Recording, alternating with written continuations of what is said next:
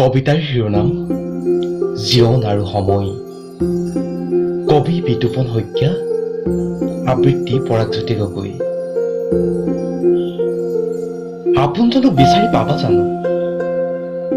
হঠাৎ হেৰাই যায় কিছু সপোন, কিছু আশা। সময়ৰ মূল্য বিচাৰি ফুৰাতকৈ আপোনজনক সংগ দিব পৰাটোৱেই মই ভাবো শ্ৰেয়। তেজক পানী কৰি কঠোৰ পৰিশ্ৰম কৰা শ্ৰমিককেইজনেহে বুজি উঠে সময়ৰ মূল্য কিমান। এন্ধাৰৰ সুযোগ লৈ সমাজৰ চকুত ধূলি দিয়া মুখা পিন্ধা ভদ্ৰ লোককেইজনে বুজি নুঠে সময়ৰ মূল্য কি। ধনৰ লালসাত অতি ভাহি থকা সেই নৰভিসাজবোৰে বুজি নাপায় বাস্তৱ জীৱনৰ সম্পৰ্কবোৰ।